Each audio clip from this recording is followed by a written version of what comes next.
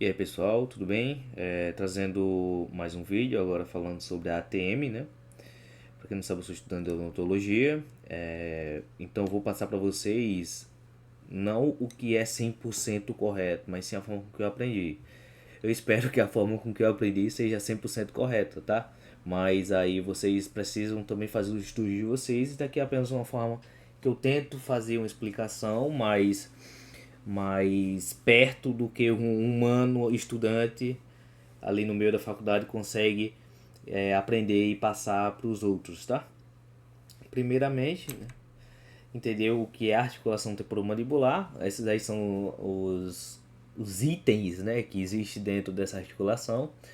O número um é a inclinação posterior da eminência articular, que é a parte onde o disco está localizado quando nós estamos no processo de boca fechada, com os dentes estão todos conectados na máxima intercuspidação, que eu vou falar para vocês na frente sobre o que é isso. Quando os dentes estão na máxima intercuspidação, que é a posição meio que de relaxamento, o disco vai estar localizado nessa inclinação, na parte superior da fossa e nessa parte anterior da fossa. O disco, né, que é um conjunto de tecidos e ligamentos que fazem o movimento e digamos assim, o escorregar do disco, que leva o côndilo, que acompanha o côndilo nesse movimento lateral, que eu vou explicar para vocês também depois como acontece esse movimento da mandíbula. Temos o ventre superior do pterygoide lateral, que é esse ventre, ele tem um movimento antagônico ao ventre inferior do pterygoide lateral. Um movimento de abrir e fechar a boca, eles ativam um e desativam o outro, que também vai ser explicado mais à frente.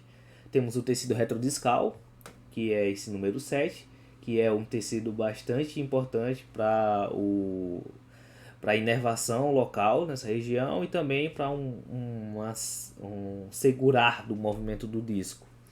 E temos o oitavo, que é a inserção ligamentosa posterior do disco côndilo, que é um ligamento que sai do disco e se conecta na parte posterior do côndilo, que também vai ter sua explicação nos próximos slides.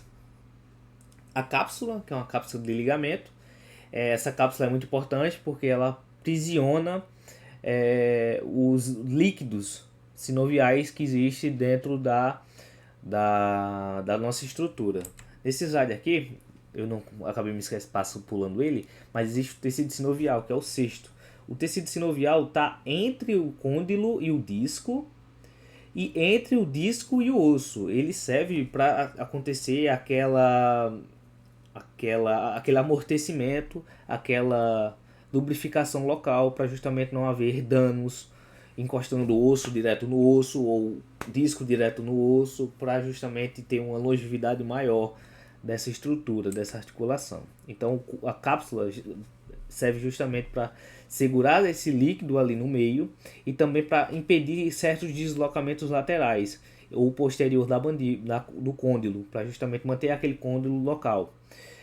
Depois eu vou trazer uma anatomia mais completa de toda a nossa estrutura, tanto vários músculos que nós utilizamos para várias outras coisas na nossa face, que tem também conectividade com a nossa área de odontologia e também para quem quer fazer uma bucomaxilo, tá? Temos um termo bastante importante, que é a relação cêntrica, que é a posição fisiológica do côndilo assentado na superfície mais fina do disco. Quando nós estamos nessa posição, aqui nós estamos numa relação cêntrica, que é quando todos os dentes estão conectados, o máximo de dentes possível que aquela estrutura bucal daquela pessoa consegue conectar. Quando você está nessa situação com a boca completamente fechada, o disco ele vai estar nessa posição supero-anterior da fossa e o côndilo ele vai estar, entre aspas, esmagando a região mais fina desse disco.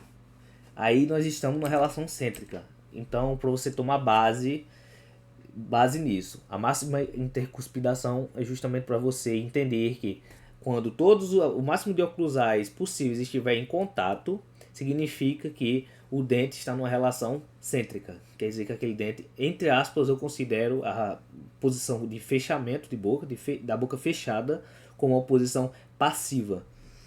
Aí, pra mim, eu aprendi dessa forma. Então, pra mim, a relação cêntrica uma relação, entre aspas, passiva. Isso não é uma teoria e não você não coloca isso numa prova. Isso é a forma com que eu usei para aprender isso. O alinhamento disco-côndilo. O disco funciona como a alça de um balde, justamente pela ideia. O balde vai movimentando e o disco vai indo em sua posição. O disco faz o quê? Ajustar o movimento. Quando a gente está correndo com o balde na mão, essa alça vai ficar balançando o balde justamente para não deixar aquela água cair. Funciona mais ou menos do mesmo jeito. O disco ele vai ficar seguindo o movimento do côndilo para justamente não deixar esse côndilo encostar osso no osso ou não deixar esse côndilo desamparado. Chegando aqui nós temos o ligamento posterior, né, que é esse ligamento. Esse aqui foi um desenho que eu fiz para nos próximos slides explicar o movimento de abertura e fechamento de boca dessa articulação. Esse ligamento serve justamente para impedir com que a estrutura do disco não corra para a região anterior, deixando o côndilo desamparado. Imagina uma situação, você fechando o punho e colocando os seus dedos na parte de trás do seu punho fechado. A sua mão está sobre o punho, então imagina que seus dedos estão colados na parte posterior de sua mão e tenta puxar a mão, ela não vai vir. Isso significa que esses dedos colados na região posterior do punho não vai impedir com que o disco saia, ou seja, vai impedir com que minha mão aqui ele corra para frente. Então esse ligamento posterior serve justamente para isso, para segurar esse movimento do disco. A lâmina retrodiscal liga o disco ao osso temporal, até rima, né? Mas essa é uma região bastante inervada, bastante vascularizada. Ela também serve um pouco como uma corda de segurança, porque quando o côndilo e o disco estão no movimento, no seu ápice da abertura da boca, na máxima abertura de boca, essa lâmina está extremamente esticada, que justamente meio que, entre aspas, segura um pouco dessa estrutura. Já na abertura de boca a gente tem o seguinte movimento. O ventre inferior do músculo pterigóide lateral ele está positivo, ele está no processo de contração. E quando ele está, como eu falei para vocês, quando um está ativando, o outro está negativando. Então significa que o músculo superior ele está no processo de relaxamento. O ventre superior está relaxando. Quando o músculo pterigóide, o ventre inferior, começa a puxar, o côndilo ele está totalmente conectado no côndilo, nesse côndilo do côndilo. Ele começa a puxar o côndilo. E o disco ele acompanha esse côndilo. Quando nós estamos na máxima abertura, nós temos essa situação. Temos a crista da eminência, quando digamos assim, é o ápice desse movimento da abertura de boca. Passar disso pode gerar alguns problemas de DTM.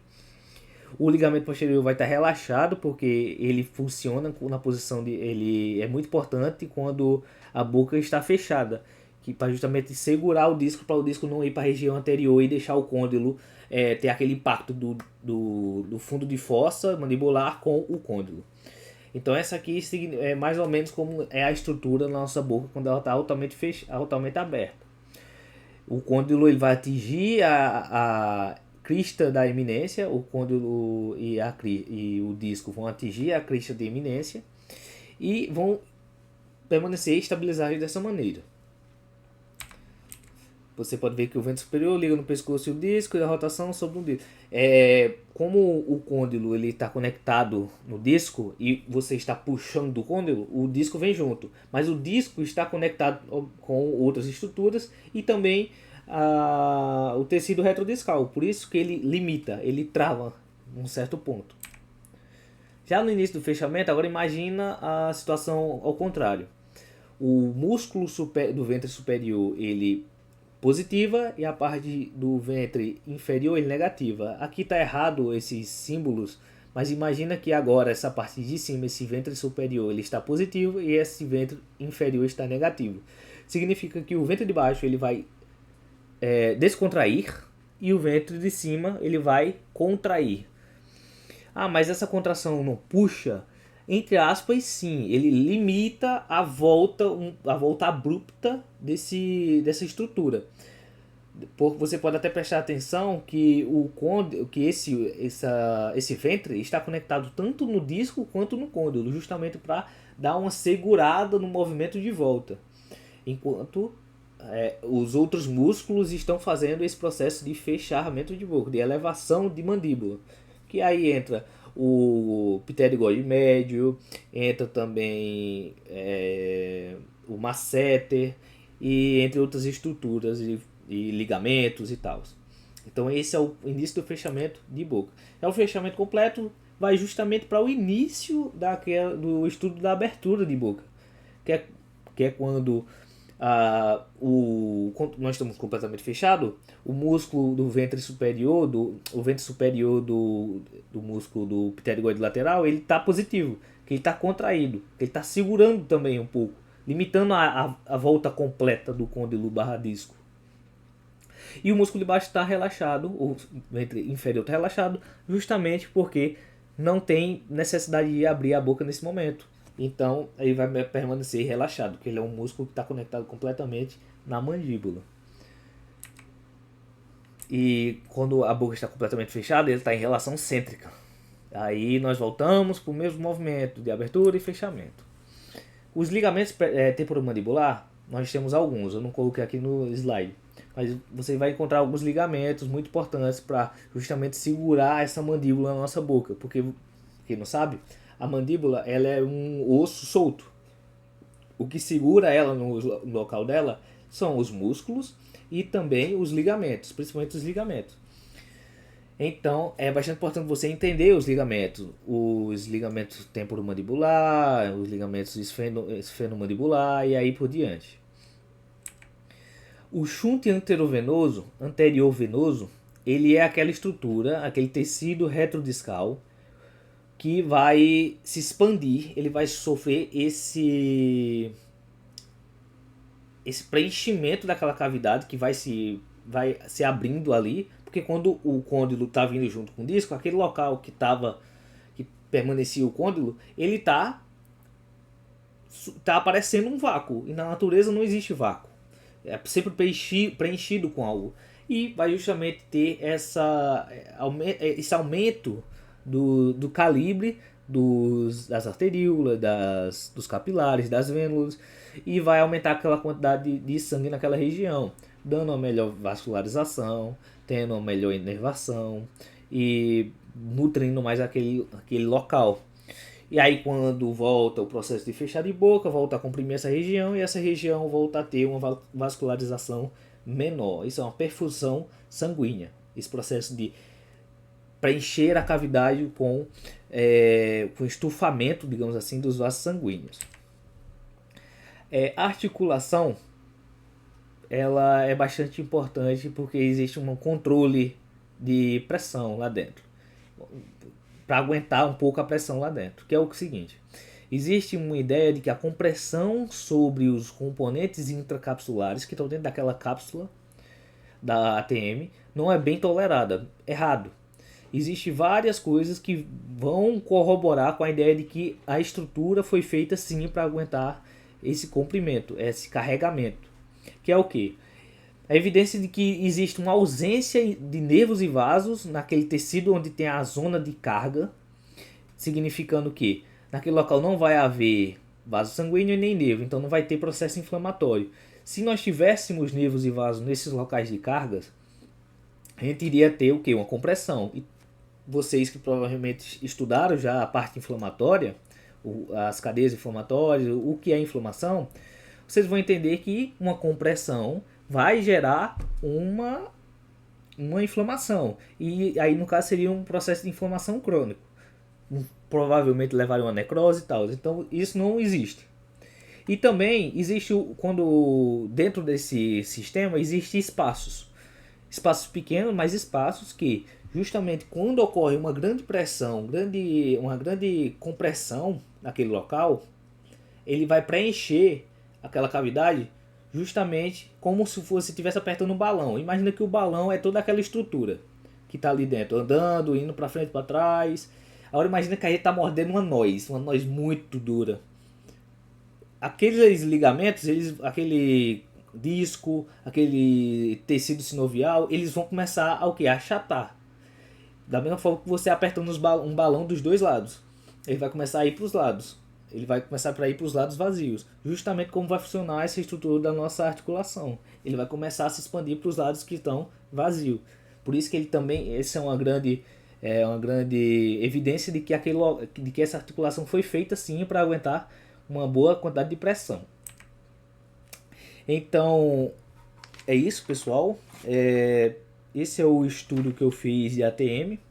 Obviamente, a articulação temporomandibular tem muito mais coisa, a questão dos músculos masseter, do pterygoide medial, dos músculos de abertura de boca, como o de abaixamento de boca, no caso, porque esse estudo aqui da ATM que eu fiz é o estudo da protusão, que é o que eu trago a mandíbula para frente e não para baixo. O para baixo aí existem outros músculos que fazem esse processo. Vou trazer também esse processo, mas aí já é um processo anatômico, onde eu vou trazer todos os músculos, as suas inserções, os seus ventres, qual parte do músculo é ativada quando é feito tal movimento, e aí por diante. Mas a princípio, esse aqui é o estudo da ATM, das suas estruturas e do seu funcionamento de abertura e fechamento de boca, tá certo? Então, não use também esse vídeo como 100% da verdade. Eu sou um estudante, eu cometo erros, você também comete erros, então estude pelo livro. Use isso daqui apenas como uma ideia para você ter uma boa base para começar o livro e você já ter tudo bem embasado. Aí você começa o livro e vai entender tudo mais fácil, tá certo? Os livros que eu utilizei tá aí na descrição. Se você quiser baixar ele de alguma forma ou comprar, aí você fica ao seu critério do que você vai fazer, tá certo? Então, valeu e muito obrigado.